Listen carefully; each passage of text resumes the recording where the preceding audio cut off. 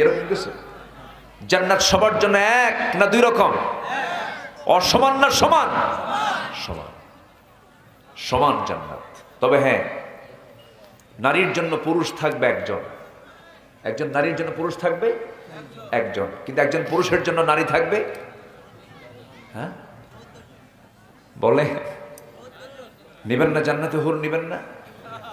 কিছু কয় না। এই মুরব্বীরা সবাই জান্নাতে হুর নেবেন না? বুড়ো চাচা কয় হ্যাঁ নেব। বুড়ি জানলে খবর আছে কিন্তু। আল্লাহ তাআলা নারী কেমন ভাবে বানাইছেন, হুরের গল্প মহিলার সামনে করলো, বইয়ের সামনে করলো, হুরের গল্প করতেছেন। হুর কিন্তু জান্নাতে পাওয়া যাবে, এরপরে হিংসা করে। হুরের গল্প যদি করেন দিনের বেলা করবেন, রাতের বেলা করলে কিন্তু বিপদ। হয়তো পাশে শুয়ে রেখে গল্প করতেছেন, শোনো জান্নাতে না এরকম ৭০টা হুর দেবেন। হ্যাঁ দেখছেন, দেখেন মুরব্বী উত্তরটা দিয়ে দিছে কিন্তু।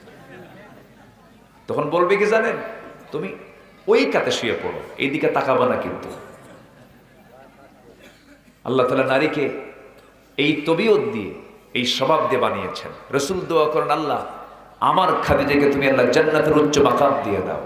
মারা গেছেন কিন্তু।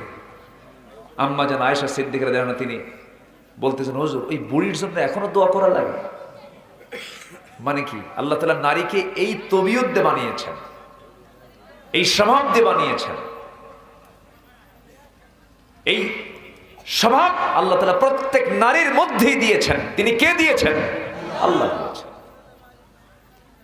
একদিন সহিহ হাদিস, সাফিয়া আমার নবীজির এক স্ত্রী ছিলেন। তো আম্মা জান আয়েশা বলতেছেন, সে তো খাটো বাটু। রাসূল বললেন, তোমার লাকাদ কুলতি, তুমি যে কথাটা বলেছ, এটা যদি দরিয়ার পানিতে যদি এটাকে যদি ছেড়ে দেওয়া হতো, লামাজাজাতহু, দরিয়ার পানির দুর্গন্ধে পচে যেত। তো মেয়েরা এই সতীনের ক্ষেত্রে, এটার ক্ষেত্রে একটু আপোষহীন, তারা এটাকে মেনে নিতে চায় না। এই বিষয়টা প্রত্যেক পুরুষের মাথায় রাখার দরকার আছে না নাই? আছে না নাই? এটা মাথায় রাখতে হবে। তো আমি প্রথম আহ্বানটা আমি এটাই করব, যারা মাহফিল আসছি, নামাজ এবং পর্দাটাকে আমরা ঠিক রাখবো। জোরে বলি ইনশাআল্লাহ। নামাজে দাঁড়াতে গেলে মেয়েদের নামাজ আগে না পর্দা আগে? বলেন নামাজ আগে না পর্দা আগে? যদি চুল বের হয়ে থাকে নামাজ হবে? নামাজ হবে? তাহলে আল্লাহর সামনে দাঁড়াতে যদি চুল ঢাকতে হয়, হাত পা ঢাকতে হয়, ওই বান্দি যখন বাইরে যাবে সেই তার দেহটা ঢাকা তার জন্য অতিরিক্ত না ফরজ কাজ? ফরজ কাজ। এটা খেয়াল রাখতে হবে। আল্লাহ তুমি প্রত্যেক মাকে পর্দায় থাকার তৌফিক দাও। জোরে বলি আল্লাহুম্মা আমিন। আরো জোরে আল্লাহুম্মা আমিন। কোরআন তেলাওয়াত আমরা সুন্দর করে করব, শিখবো। এটা হচ্ছে ২ নম্বর গুণ। কোরআন তেলাওয়াত করলে ঈমান কমে না বাড়ে? বাড়ে। প্রত্যেকটা গ্রামে গ্রামে মক্তব চালু করুন। আমি এই প্রযুক্তির কল্যাণে আমি সমস্ত আমার দেশের 18 কোটি মুসলমানের এই সোনার বাংলাদেশে এই ফোরকানিয়া মাদ্রাসা এবং মক্তব, আগে গ্রামে গ্রামে মক্তব ছিল, মসজিদের আন্ডারেই মক্তব থাকতো। এখন সব হয়ে গেছে যান্ত্রিক। মসজিদ হয়ে গেছে 5 বেলায় সর্বোচ্চ 20 মিনিট করে খোলা থাকে, 1 থেকে 1.5 ঘন্টা। আজান হলো, মুয়াজ্জিন ঢুকলো, ইমাম কিছুক্ষণ ঢুকে ফরজ নামাজ সুন্নত নামাজ পড়েই তালা মেরেই চলে গেল। আমি তো মনে করি 4.5 লক্ষ মসজিদ মুসলমানদের সবচাইতে বড় ইসলামের দলীয় কার্যালয়, ঠিক কিনা? রাসূল এই মসজিদ থেকে স্টেট চালিয়েছেন, রাষ্ট্র চালিয়েছেন। মসজিদ কেন খোলা থাকবে না? মসজিদ খোলা থাকবে। গ্রামের যারা মসজিদের দায়িত্বে আছেন, কমিটিতে যারা আছেন, মক্তব চালু করে দেন, কোরআনের আলো ছড়িয়ে দেন। গ্রামে গ্রামে মক্তব বন্ধ হয়ে সেখানে চালু হয়ে গেছে কিন্ডার গার্ডেন, কেজি স্কুল, ঠিক কিনা বলেন? কেজি ওজন বেশি না শরীরের ওজন বেশি? এই জন্য বাচ্চার গায়ের যে ওজন, ওর সে ব্যাগের ওজন বেশি। এত বেশি বই লাগবে না, ভালো হওয়ার জন্য একটা বই যথেষ্ট। তার নাম কি? বলেন কয়টা বই যথেষ্ট? কয়টা? একটা বই সিনার মধ্যে নেন, গমসর হবে না, বদমাইশ হবে না, কোন পরনারীর দিকে ইফটিজিং করবে না, ডিস্টার্ব করবে না, মদের বোতল হাতে নেবে না, বাম রামদের কোন দলে যাবে না, আকাম কুকাম করবে না, কোরআন তাকে ফেরত নিয়ে আসবে। আল্লাহু আকবার বলেন। কষ্ট পাচ্ছেন নাকি আপনারা? কথাগুলো কি বলার দরকার আছে? মুরব্বীরা লোকমানের মতো বাবা হন। কার মতো? লোকমানের মতো বাবা হন। আল্লাহ তাআলা বাবার মডেল বানিয়েছেন কোন লোকটাকে বলেন তো? বলেন বলেন বলেন। লোকমানকে বাবার মডেল বানিয়েছেন। আল্লাহু আকবার। আল্লাহ তাআলা নিজের ওয়াজ না করে লোকমানের ওয়াজ ঢুকায় দিয়েছেন। ওয়া হুয়া ইয়াইদুহু ইয়া বুনাইয়া, তাই না? ওয়া হুয়া ইয়াইদুহু ইয়া বুনাইয়া, লোকমানের ওয়াজ আল্লাহ গোটা কোরআনে ঢুকায় দিয়েছেন। আল্লাহু আকবার বলেন। তার ওয়াজ কি বাইরে না সন্তানদের কাছে? কাদের কাছে বলেন? তাহলে সন্তানদের কাছে ওয়াজ আছে না নাই? ওয়া হুয়া ইয়াইদুহু, ওয়াজ করছেন তার সন্তানদের কাছে। ইয়া বুনাইয়া, হে কলিজার টুকরা সন্তান, লা তুশরিক বিল্লাহ, শিরিক করো না। আর আমরা সন্তানদের বলি যাও 21শে ফেব্রুয়ারিতে খালি পায়ে যাও ফুল দিয়ে আসো। কি ঠিক কি না? যেটা শিরিক, শিরিকের কথা বলতেই হবে।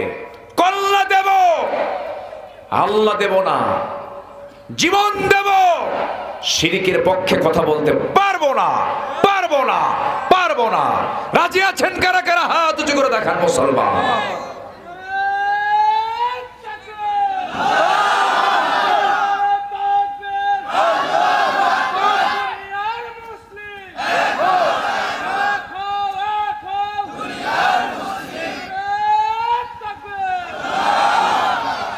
লোকমান তার সন্তানকে নসিহত দিয়েছেন 13টা। কয়টা বলেন তো? আমরাও বাবা হয়ে সন্তানকে নসিহত করব কয়টা? আজকে বাড়িতে গিয়ে 13টা ওয়াজ করবেন। কালকে সকালবেলা সব সন্তানকে এক জায়গায় করে এই 13টা ওয়াজ করবেন। আল্লাহর কসম, আপনার বাড়িটা হয়ে যাবে জান্নাতের টুকরা। আল্লাহ বলে দিয়েছেন তোমরা লোকমানের মতো বাপ হও। নাম্বার 1, শিরিক করো না। নাম্বার 2, পিতামাতার সেবা করো, তাদের শুকরিয়া আদায় করো। নাম্বার 3, বাবা মার ইসলাম বিরোধী কোনো কথা শুনতে যেও না, কিন্তু আচরণ কখনো খারাপ করা যাবে না। আচ্ছা, নাম্বার 5 হলো সন্তানকে আল্লাহর বড়ত্ব প্রকাশ করতে উপদেশ দাও। নাম্বার 6 হলো ইয়া বুনাইয়া আকিমিস সালাহ, নামাজ কায়েম করো।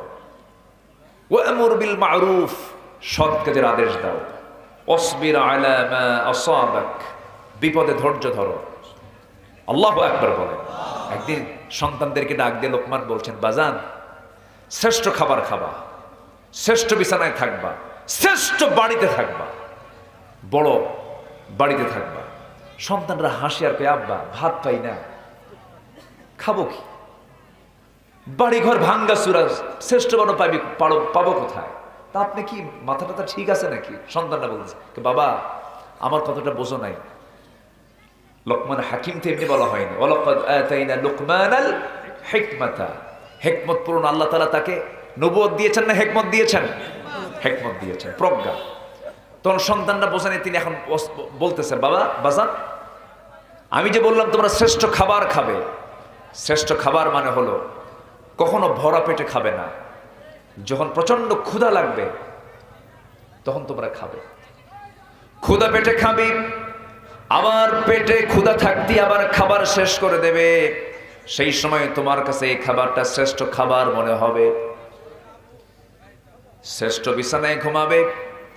শ্রেষ্ঠ বিছানায় ঘুমানো মানে হলো সেই বিছানায় তুমি ঘুমাতে যাবে যখন তোমার শরীরে যখন পরিশ্রমটা হবে।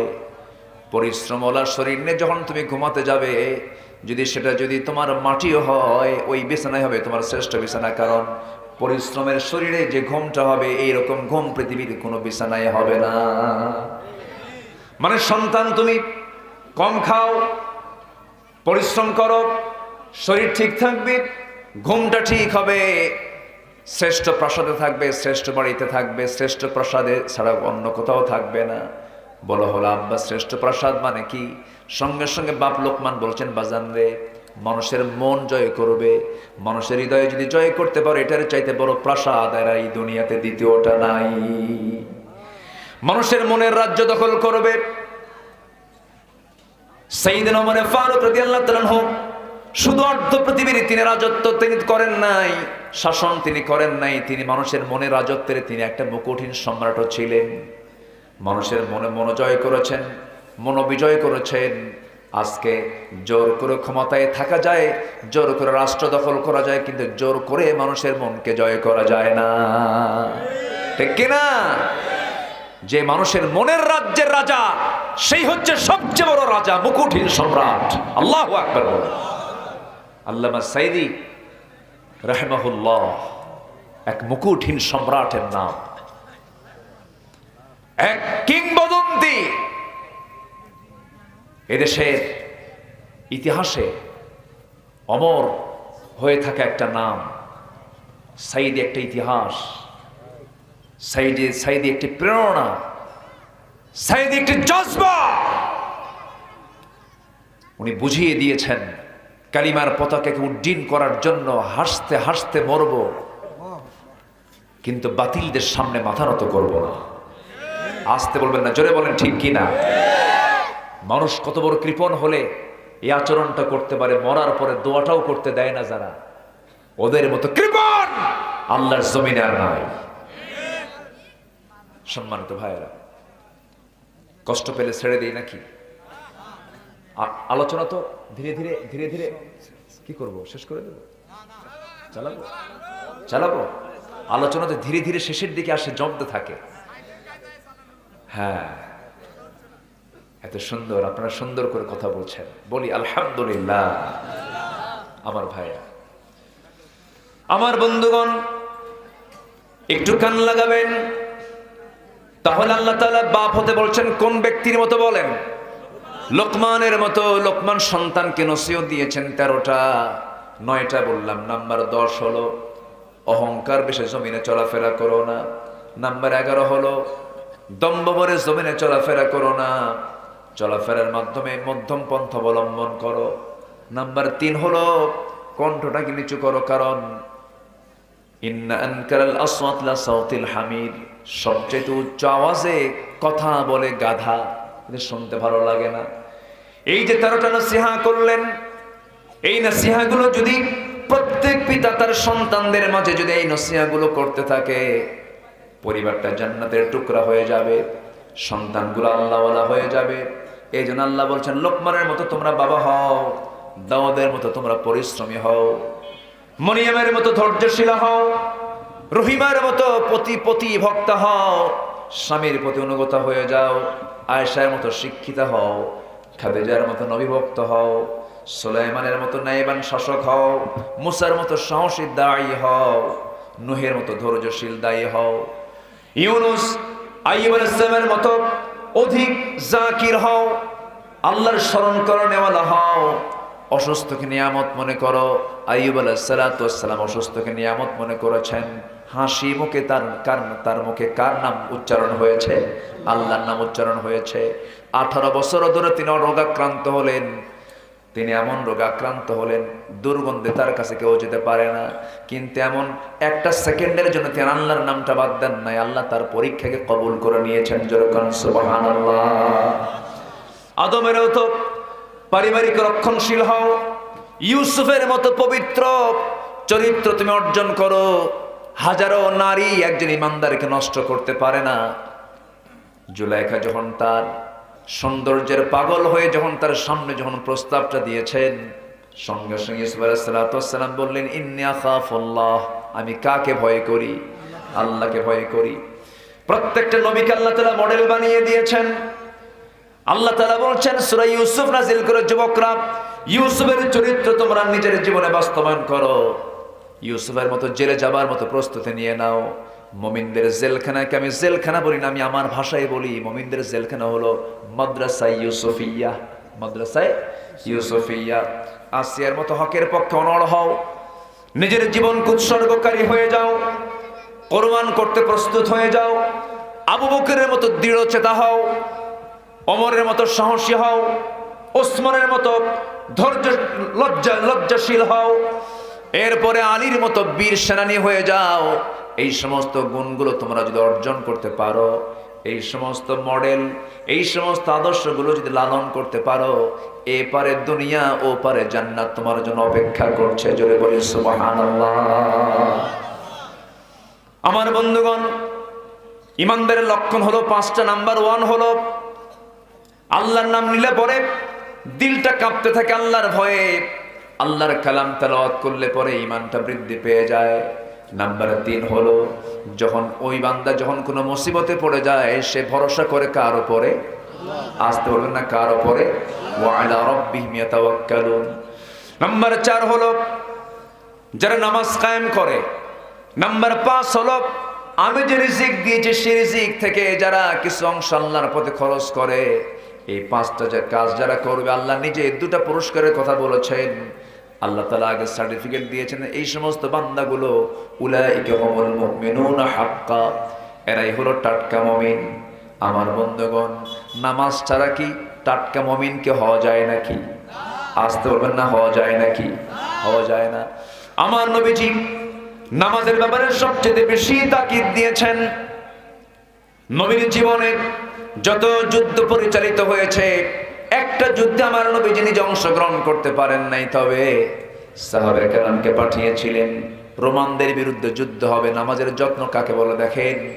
আমার নবীজি সাহাবায়ে কেরামকে যখন পাঠানোর সিদ্ধান্ত নিলেন, মদিনা থেকে রাসূল বের হতে পারছিলেন না, কারণ বনু নাজির, বনু কায়নুকা, ইহুদি গোত্রগুলো নবীর বিরুদ্ধে রীতিমতো তারা ষড়যন্ত্র করে চলছিল। রাসূল মদিনা থেকে বের হতে পারছিলেন না। রাসূল বললেন, মুতার যুদ্ধের ডাক এসেছে, ও সাহাবীরা আসো। সবাই প্রস্তুতি নিয়ে নিলেন। রাসূল 3000 সাহাবীকে এক জায়গায় করে বললেন, সাহাবীরা প্রস্তুতি নিয়ে নাও। যায়েদ বিন হারিসা, এদিকে আসো, আমি তোমাকে 1 নাম্বার সেনাপতি বানায় দিলাম। জাফর তোমাকে 2 নাম্বার সেনাপতি বানায় দিলাম। আব্দুল্লাহ তোমাকে 3 নাম্বার সেনাপতি বানায় দিলাম। যুদ্ধের সেনাপতি একজন হয়, বানিয়ে দিয়েছেন কয়জনকে? 3 জনকে। এই 3 জন যদি শহীদ হয়ে যায় তোমাদের মধ্য থেকে, সেনাপতি তোমরাই নির্দিষ্ট করে নিবা। ভিতরে কি হয়েছে এখানে? ও, বৃষ্টি আসতেছে। বসেন বসেন বসেন বসেন। আচ্ছা, আমি যদি ভিজে আপনি ভিজবেন না? এটা রহমত তো। বসেন না একটু। আল্লাহু আকবার। আল্লাহ, তুমি আমাদের দোয়া কবুল করেছো। আল্লাহু আকবার। একটু ছোট্ট দোয়া করে দিই নাকি? আল্লাহুম্মা আমিন। জোরে বলুন সুবহানাল্লাহ। আমরা কি কবরে সেই জবাব দিতে প্রস্তুত আছি তো ইনশাআল্লাহ? নামাজ না পড়া আসতে করে, নামাজ না পড়ে আমার দেশে নামাজি মুসলমান বেশি না বেনামাজি মুসলমান বেশি? নামাজি না বেনামাজি? বেনামাজি। আল্লাহরে ফাঁকি দেয়, জানেন? আল্লাহকে ফাঁকি দেয়। ওই যে ওই লোকের মতো এক লোক বলে, আল্লাহ, আমার বাড়িতে এই ছাগলটা আছে, ছাগলটা পেটে বাচ্চা আছে, আল্লাহ তুমি যদি এই ছাগলটার পেট থেকে যদি সুস্থভাবে যদি 4-5টা বাচ্চা দাও, তুমি যদি ভালো করে সুস্থ অবস্থা আমার 4-5টা বাচ্চা যদি তুমি দিতে পারো, আল্লাহ যাও, তোমার পথে আমি একটা উট কুরবানি দেব। কি কথা কি বুঝতেছেন আপনারা? আল্লাহর কাছে চাচ্ছে কি? ছাগলের বাচ্চা। ছাগলের বাচ্চা জন্ম নিলে কি দেবে? কি কুরবানি দেবে? দেবে উট কুরবানি। তো এই দোয়া শুনে আরেকজন বলতেছে, আচ্ছা তুই কি পাগল নাকি? মাত্র ছাগলের জন্য তুই আবার উট কুরবানির নিয়ত করলি কেন? কারে বুঝিস না, ফাঁকি দিয়ে বিয়ান দিচ্ছি। ফাঁকি কাকে দিতে চায়? আজ কাকে ফাঁকি দিতে চায়? সম্মানিত ভাইয়েরা, আজান হয় দিনে কয়বার? আসতে বলবেন না, কয়বার? এই ডাক কি কোনো নেতার ডাক, কোনো ব্যক্তির ডাক, বিশেষ লোকের ডাক? এই ডাকটা মূলত কার? আসতে বলবেন না, কার ডাক? এই ডাকে যে বান্দা না জাগে, সে বান্দাকে আল্লাহ সেদিন মনে রাখবেন না ভুলে যাবেন? আসতে কয়, মনে রাখবেন না ভুলে যাবেন? এটা কি আমার কথা না আল্লাহর কথা? আল্লাহ নিজেই বলছেন আমি তাকে ভুলে যাব। ওয়ালা তাকুনু কাল্লাযীনা নাসুল্লাহ ফানসাহুম আনফুসাহুম। আল্লাহু আকবার। আল্লাহ সেদিন ভুলে যাবেন। উপায় আছে? এবং আল্লাহ তাআলা আরো রাগ করে বলছেন আরেক জায়গায়, কি খেপে গেছেন, কি রেগে গেছেন? এই আয়াতগুলো বান্দা যদি জানতো, বান্দা অন্তত 5টা বার আযান শোনার সঙ্গে সঙ্গে অস্থির হয়ে যেত।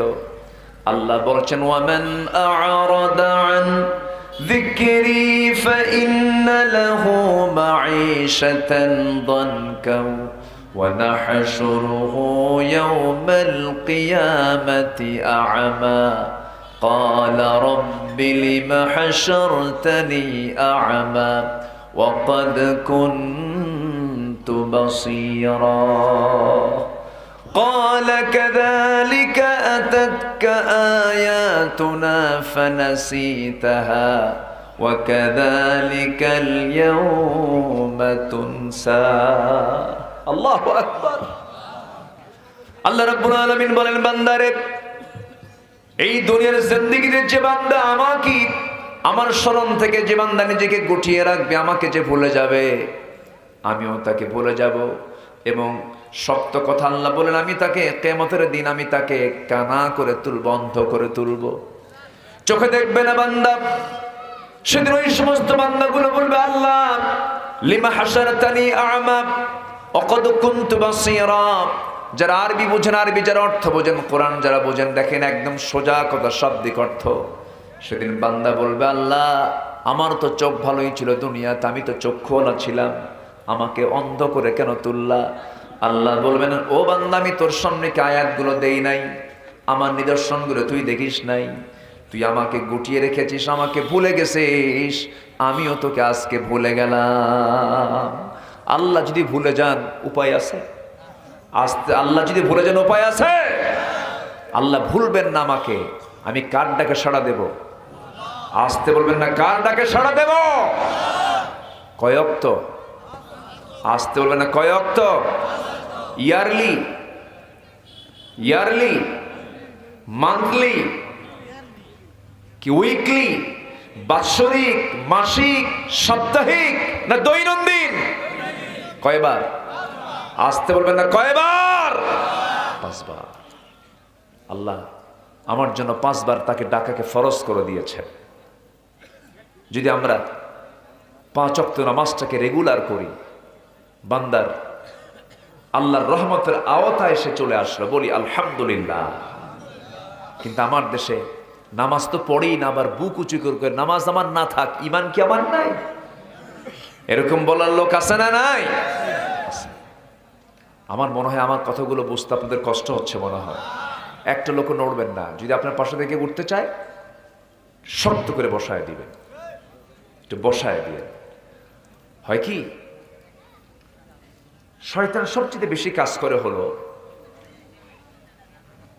কোরআনের বৈঠকে। আমি এটা লক্ষ্য করে দেখেছি, কারণ জাতি যদি, বান্দা যদি কোরআন বোঝে, শয়তান তাকে ঠকাতে পারে না।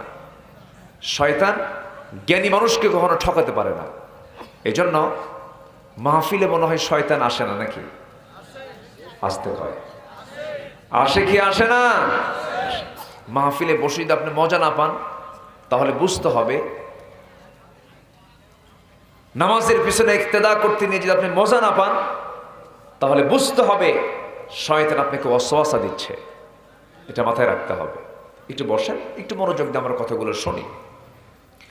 আমি যেখান থেকে তেলাওয়াত করেছি, আল্লাহ রাব্বুল আলামিন এখানে আল্লাহর আনুগত্য এবং নবীর আনুগত্যের পর প্রকৃত মুমিনদের কিছু চিত্র তুলে ধরেছেন, তাদের কিছু লক্ষণ তুলে ধরেছেন। ধরেন আপনি কোনো ঘরের মধ্যে ঢুকে যদি দেখেন এখানে গোবর, এখানে গোবর, এখানে গোবর, আপনি ওটাকে কি কারো মানুষের বেডরুম বলবেন না গরুর ঘর বলবেন? গোয়াল ঘর। কারণ গোয়াল ঘরে কি থাকে? গোবর থাকে। গোবর এখানে ওখানে পড়ে থাকে, মানে এটা কিসের ঘর? গোয়াল ঘর। যদি আপনি কোথাও ধোঁয়া উঠতে দেখেন, ধোঁয়ার অস্তিত্ব আছে যেখানে, ধোঁয়ার নিচে কি থাকে? আগুন থাকে। কি থাকে? আগুন থাকে। তাহলে ধোঁয়া বলে দিচ্ছে ওর নিচে কি আছে? আগুন আছে। গোবর ঘরের মধ্যে থাকে প্রমাণ করছে এটা কিসের ঘর? গোয়াল ঘর। ঠিক তেমনি আমি যে ইমানদার, ইমানদারের কিছু লক্ষণ কে তুলে ধরেছেন? আল্লাহ তুলে ধরেছেন। আল্লাহ বলছেন 5টা লক্ষণ যার মধ্যে থাকবে, আল্লাহ বলছেন এরাই হলো টাটকা মোমেন, খাঁটি মোমেন। জোরে কোন সুবহানাল্লাহ। তাহলে আমরা কারো পরামর্শ না শুনে আমরা পরামর্শ শুনবো কার? আল্লাহ তাআলা। আসুন আল্লাহ তাআলা এখানে কি বলছেন। আল্লাহ রাব্বুল আলামিন বলেন, ইন্নামাল মুমিনুনা আল্লাযীনা ইযা যুকিরাল্লাহু ওয়াজিলাত কুলুবুহুম ওয়া ইযা তুলিয়াত আলাইহিম আয়াতুহু যাদাতুহুম ঈমানাও ওয়া আলা রাব্বিহিম ইয়াতাওয়াক্কালুন। জোরে বলুন আল্লাহু আকবার। আল্লাহ রাব্বুল আলামিন বলেন, নিঃসন্দেহে মুমিন তারাই আল্লাযীনা যারা ইযা যুকিরাল্লাহ, যখন ওই বান্দার সামনে যখন আল্লাহর জিকির করা হয়, আল্লাহর নামটাকে যখন উচ্চারণ করা হয়, স্মরণ করা হয়, ওয়াজিলাত কুলুবুহুম, ঈমানদার বান্দার মধ্যে আল্লাহর ভয়ে তার দিলটা কম্পমান হয়। ওয়াজিলাত, তার দিলটা কাঁপতে থাকে। কার ভয়ে? আসতে বলবেন না, কার ভয়ে? আমার বন্ধুগণ, যে বান্দার দিলের মধ্যে আল্লাহর ভয় থাকবে, সেই বান্দার দিলে কখনো শয়তান ওয়াসওয়াসা দিতে পারে না। শয়তান কখনো কলবের ভিতরে ঢুকতে পারে না, কারণ কলব তো আল্লাহই চালান। ইয়া মুকাল্লিবাল কুলুব সাব্বিত কলবি আলা দীনিক। সূরা নাস আমাদের সবার জানা আছে, যারা পারেন ঠোঁট মিলিয়ে বলুন, কুল আউযু বিরাব্বিন নাস মালিকিন নাস ইলাহিন নাস মিন শাররিল ওয়াসওয়াসিল খান্নাস আল্লাযী ইউওয়াসওয়িসু ফি কুলুবিন নাস। কি হবে বলেন? কুলুবিন নাস না সুদুরিন নাস? সুদূর। সুদূর হচ্ছে কলবের দরজা, কলবের দরজা। কলবটার দরজা হচ্ছে সুদূর। আল্লাহ তাআলা কুলুব বলতে পারতেন, কুলুব বলেননি, কারণ কুলুব একমাত্র আল্লাহ যারা নিয়ন্ত্রিত। ইয়া মুকাল্লিবাল কুলুব সাব্বিত কলবি আলা দীনিক। কলবের দরজা হচ্ছে সদর, এই বুক। এখানে এসে ওয়াসওয়াসা আল্লাযী ইউওয়াসওয়িসু ফি সুদুরিন নাস, মানুষের বক্ষে এসে একটা ধাক্কা মারে। কি মারে? ধাক্কা মারে। তাহলে কলবটা কোথায়? হ্যাঁ, এই জায়গায় না, এই জায়গায় কি না। এখন তো আবার কি ওয়াজটা শুনি মাঝে মাঝে, কে কি উল্টা পাল্টা একটু গবেষণা বলো, কলব নাকি মাথায় থাকে। কি উল্টা পাল্টা শুনি এগুলো। আবার বলে কলবটা মাথায়, অথচ আমার রাসূল বলে দিচ্ছেন আত্তাকওয়া হা হুনা, আত্তাকওয়া হা হুনা আল্লাযী ইউওয়াসওয়িসু ফি সুদুরিন নাস। কলবের দরজা হলো কি? সুদূর। আমার কথায় কি আপনাদের কষ্ট হচ্ছে কিনা জানি না। আমার কথার মধ্যে একটু রসকস কম। আমি কিছু একটু ব্যাখ্যা না দিলে, কোরআন হাদিসের একটু কথা না বললে কেমন হয় বলেন? তাফসীর মাহফিল নাম তো, একটু কথা তো বলতে হবে। কষ্ট হচ্ছে না তো আপনাদের? বলি আলহামদুলিল্লাহ। সম্মানিত ভাইরা, তাহলে এই দিলের ভিতরে ভয় থাকতে হবে কার? আসতে ভয় থাকতে হবে কার? আল্লাহ তাআলা। ইমানদারের লক্ষণ হলো, যখন বান্দার সামনে আল্লাহর নামটা না হয়, আল্লাহর ভয়ে তার দিলটা কম্পমান হয়, তার দিলটা কাঁপতে থাকে, আল্লাহকে সে ভয় করতে থাকে। আল্লাহ আমার সব কিছু দেখেন, আল্লাহ আমার সব কিছু শোনেন, আল্লাহ আমার সব কিছু বোঝেন। আমার আপনার সমস্ত কর্মজীবনের সমস্ত কাজ, সমস্ত আমার কাজের সমস্ত সবকিছুর বড় সাক্ষী তিনি আমার কে? আল্লাহ তাআলা। আমার আল্লাহ রাব্বুল আলামিন মুমিনদের কিছু লক্ষণ তুলে ধরতেন। এক নম্বর লক্ষণের কথা এটাই বললেন, যখন আল্লাহর জিকির করা হয়, আল্লাহর নাম যখন না হয়, তখন তাদের আল্লাহর ভয়ে তাদের দিলটা কাঁপতে থাকে। এখানে জিকির শব্দটা আসছে, আল্লাহর স্মরণ মানে শুধু আল্লাহর নাম বারবার নেওয়া মানে যে আল্লাহর স্মরণ, তা কিন্তু নয়। নামাজও একটা জিকির, কোরআন তেলাওয়াত একটা জিকির। আবার নামাজ শেষ করলাম, নামাজ পড়ে যখন বাইরে বের হব, যে কাজগুলো করবে এই কাজগুলোর মধ্যে আল্লাহর হুকুম মেনে চলাটাও একটা জিকির। আল্লাহু আকবার বলে। কোরআনে এগুলো কথা আছে না নাই? একটু আয়াত কয়েকটা বলে ফেলি, একটু মনোযোগ দিয়ে শোনেন। আল্লাহ রাব্বুল আলামিন জিকির দিয়ে নামাজকে বুঝিয়েছেন, জিকির দিয়ে কোরআন তেলাওয়াতকে বুঝিয়েছেন। ফাআইনা তাযহাবুন ইন হুয়া ইল্লা যিকরুল লিল আলামিন। আবার জিকির দিয়ে নামাজ বোঝানো হচ্ছে, ইযা নুদিয়া লিস-সালাতি মিন ইয়াউমিল জুমআহ ফাসআউ ইলা যিকরিল্লাহ। কেউ আবার খুতবার কথা বলেছেন, জুমার খুতবাকেও জিকির বলা হয়েছে, আবার নামাজকেও জিকির বলা হয়েছে। আমার বন্ধুগণ, আবার জামার নামাজ যখন শেষ হয়ে গেল, খুতবা যখন শেষ হয়ে গেল, আল্লাহ রাব্বুল আলামিন আবার এবার বেশি জিকির করতে বলছেন। ফাইদা কুদিয়াতিস সালাতু ফান্তাশিরু ফিল আরদি ওয়াবতাগু মিন ফাদলিল্লাহি ওয়াযকুরুল্লাহা কাসীরা। জোরে বলুন আল্লাহু আকবার। যখন নামাজ আদায় হয়ে গেল, জমিনে ছড়ে পড়ো, ব্যাংকে যাবি, ব্যবসা করবে, রাজনীতি করবে, যা কিছু করবে, রাষ্ট্র চালাবে, বিচার করবে, সব জায়গায় আমি আল্লাহ আমার নামটা বেশি করে নিবা, আমার জিকির বেশি করে করবা। মানে ব্যবসা করতে নিয়ে ওজনটা ঠিক করবা। ওয়াইলুল লিল মুতাফফিফিন, ওজনটা ঠিক না করলে তোমার জন্য ধ্বংস হয়ে যাবে। ওজন ঠিক করা মানে এটা জিকির। এটা কি জিকির? ব্যবসা করতে গিয়ে ওজন ঠিক করবে, চাকরি করতে গিয়ে সময় ঠিক মতো আদায় করবে, হক আদায় করবে, মালিকের হক আদায় করা তোমার জন্য এটা জিকির। আল্লাহ রাব্বুল আলামিন বলছেন, বাইরে যখন বের হবে নামাজ থেকে সে সময় বেশি করে ওয়াযকুরুল্লাহা কাসীরা। আমার বন্ধুগণ, এই জিকিরগুলা করতে বলেছেন তিনি আমার কে? আল্লাহ তাআলা। নাম্বার 2 হলো 5টা লক্ষণ যার মধ্যে থাকবে সে হলো মুমিনের মধ্যে 1 নাম্বার লক্ষণ আমি বলেছি, আল্লাহর নাম নিলে পরে তার দিলের মধ্যে তার দিলের মধ্যে কম্পমান সৃষ্টি হয় কার ভয়ে? আল্লাহর ভয়ে। নাম্বার 2 হলো ওয়াইদা তুলিয়াত আলাইহিম আয়াতুহু জাদাতুহুম ঈমানাও ওয়া আলা রাব্বিহিম ইয়াতাওয়াক্কালুন। যখন তার সামনে যখন কোরআনে কারিমের তেলাওয়াত করা হয়, কোরআন শোনার সঙ্গে সঙ্গে ঈমানটা যদি একটু দুর্বল থাকে, কোরআন শোনার সঙ্গে সঙ্গে তার ঈমানটা 100 গুণে বৃদ্ধি পেয়ে যায়। যেরকম সুবহানাল্লাহ। তাহলে ঈমান বৃদ্ধির চার্জার হলো কোরআন। ঈমান বৃদ্ধির চার্জার কি? কোরআন। কিন্তু সুপরিকল্পিতভাবে শিক্ষা সিলেবাস থেকে ইসলাম নির্মূলের এক গভীর ষড়যন্ত্র চলছে। মাথায় রাখতে হবে, প্রয়োজনে শুক্রবারে ওনাকে খোলা থাকবে শিক্ষা প্রতিষ্ঠান। এই জাতীয় কথাও আমাদের কানে আসছে।